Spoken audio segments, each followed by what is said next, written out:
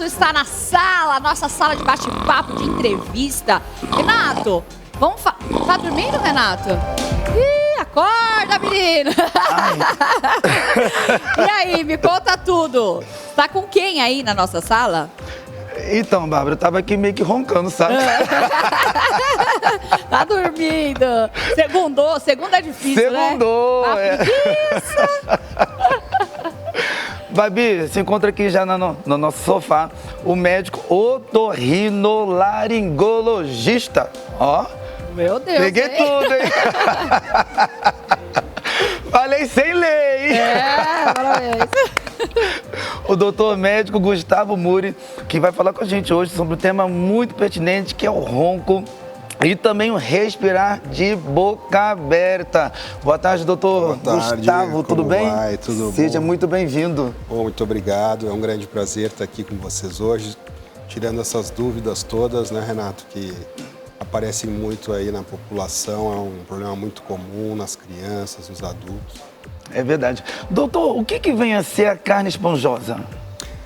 Então, a carne esponjosa, ela é uma estrutura que tem muita relação com a imunidade.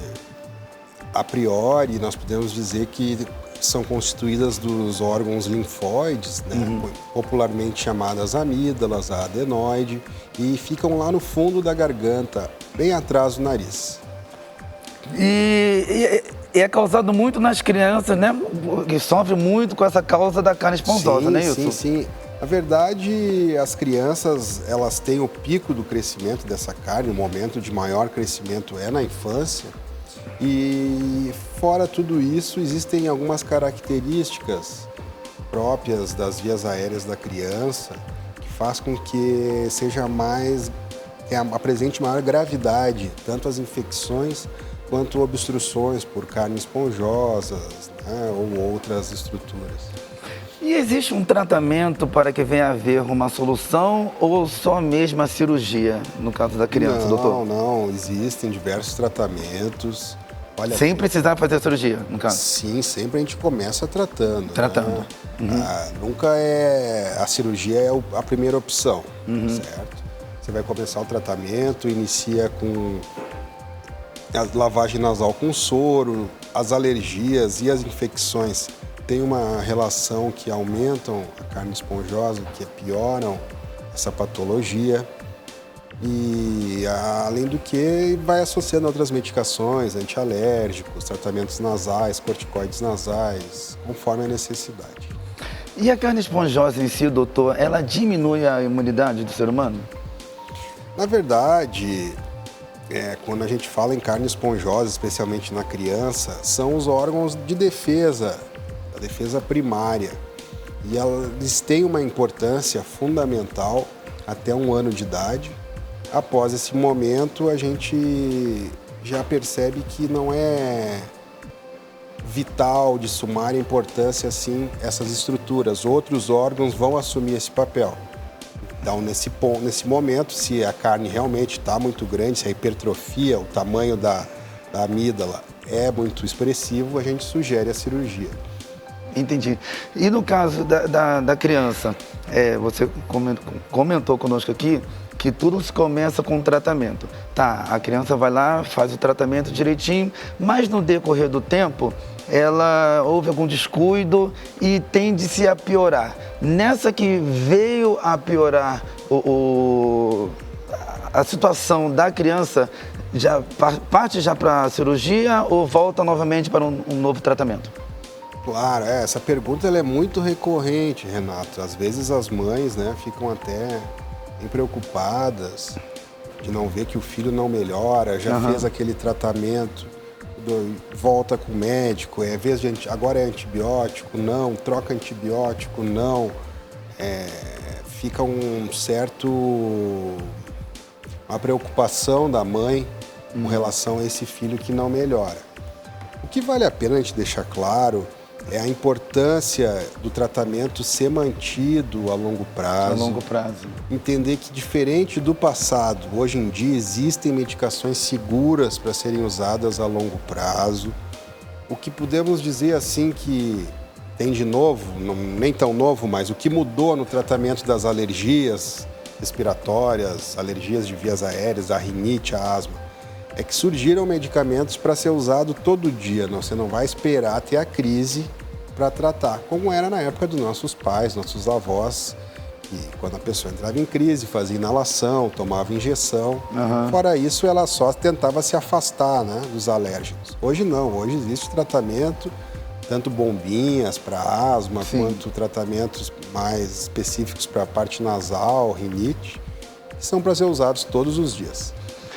E devido ao tratamento que a pessoa em si ela faz, todos nós sabemos que as pessoas, se não tomar cuidado, elas acabam voltando, né, no caso que você acabou de falar, com a rinite, com esse tipo de enfermidade em si.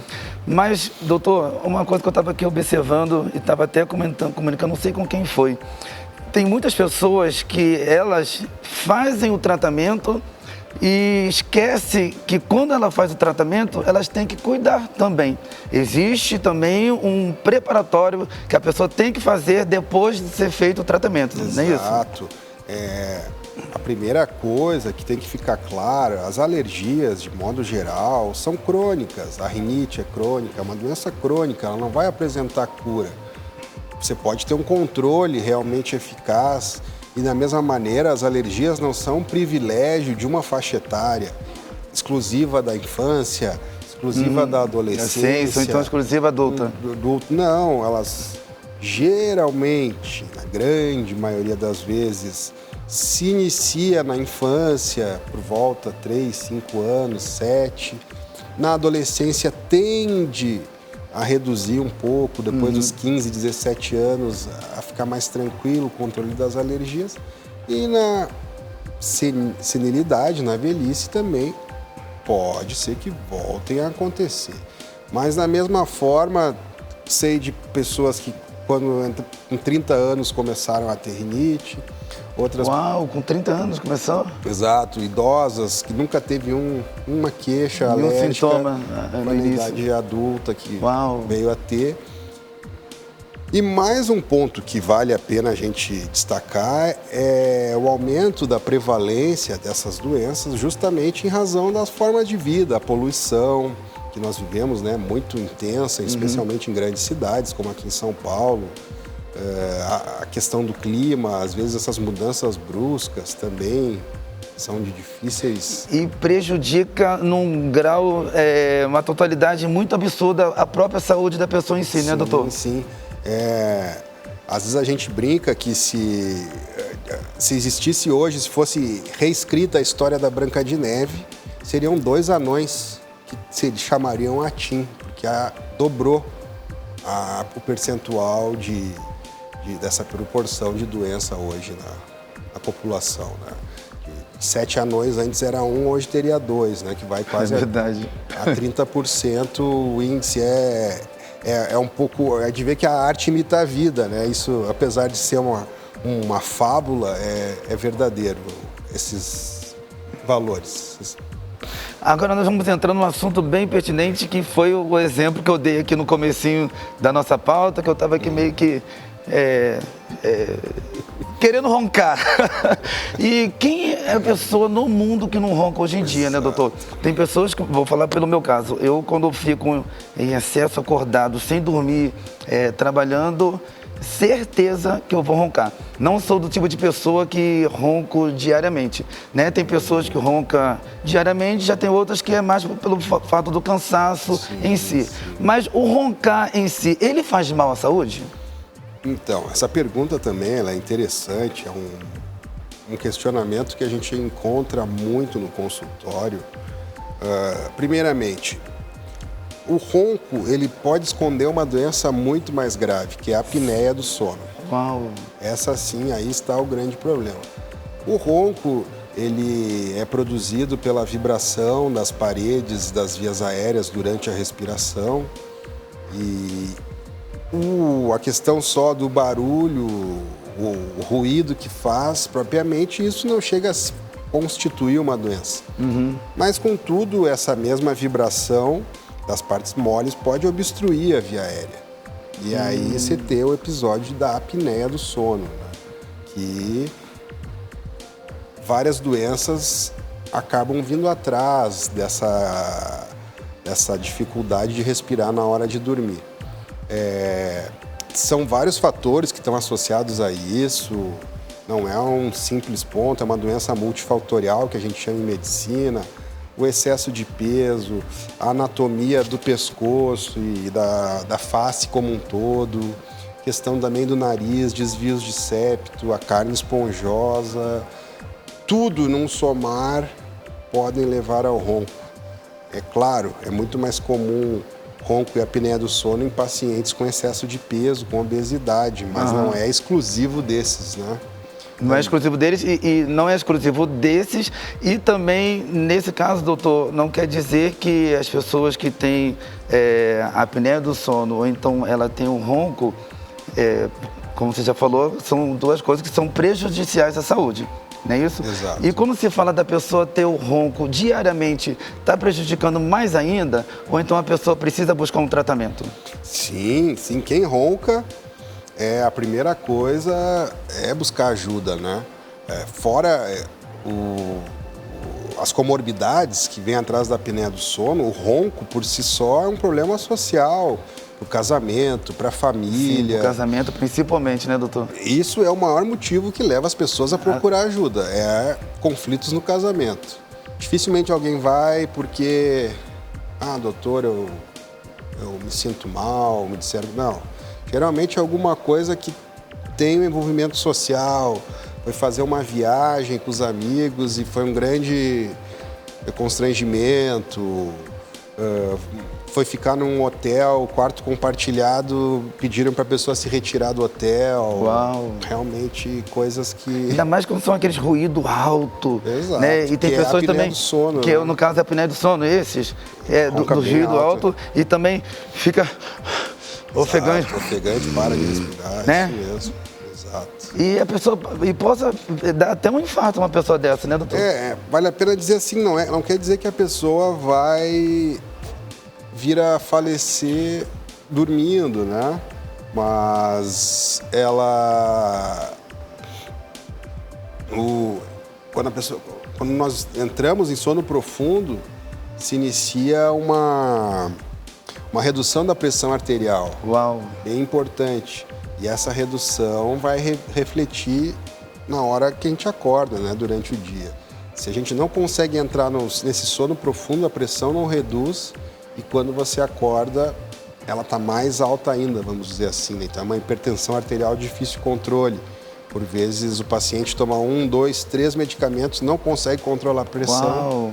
Mas quando a gente corrige o ronco-apneia, às vezes até se resolve esse quadro de hipertensão. Isso é importante. O risco de AVC aumenta, de acidentes de trânsito aumenta. Uau, caramba, hein? É grave, então grave, precisa se buscar ajuda. É grave, além do que a pessoa tem uma redução na capacidade intelectual, no desenvolvimento laboral, no desenvolvimento em atividades esportivas, atividades também de desempenho, né, físico. Entendi. Impotência sexual também pode estar associada com a apneia do sono. Caramba, são vários fatores, né? Vários fatores. Bom, nós temos vídeo, eu gostaria que você relatasse pra gente acerca desses vídeos aqui nessa tarde, doutor. Vamos lá. Então, aqui a gente está vendo um vídeo, primeiramente, de uma cavidade nasal, né? Está na narina direita. Observa aqui, lá no fundo, se você conseguisse dar um pause no vídeo na hora que eu falar, ia ser bom. Pode deixar seguir. Isso, vai indo. Aqui a gente está vendo bem a palidez, né? Aqui é o corneto à direita da tela. E lá no fundo, essa bolinha vermelha aí é a famosa carne esponjosa. Pode andar um pouquinho mais o vídeo para frente. Não, pode voltar para trás. Volta. Aí, volta um pouquinho mais. A gente consegue ver que está obstruindo todo o fundo da garganta, né? Pode voltar. Ali, pode parar. Era para ser tudo aberto essa região, onde está vendo essa estrutura lá no fundo brilhante, vermelha, e ali embaixo a passagem do ar. Acaba que a relação entre a via aérea que está livre e que pode passar o ar em comparação com a obstrução chega a ser 60%, né? Você tem uma perda grande de espaço respiratório. Uau, forte, hein? Próximo. Temos mais um outro vídeo, gostaria que você falasse pra gente. Esse daí qual que é? Esse outro vídeo que a gente está vendo aqui, já na entrada do nariz, a gente vê aqui um pouquinho de desvio de septo, bastante alteração na mucosa nasal. E um pouquinho mais adiante, por favor. Pode parar. Aqui a gente está vendo os pólipos nasais, né? Que são outras carnes que, porventura, ocorrem no nariz, mas são bem mais raras que a adenoide que a gente mostrou antes. Isso já é uma doença do adulto. Pode continuar o vídeo, por favor. E nesse caso também se apresenta com obstrução nasal, né?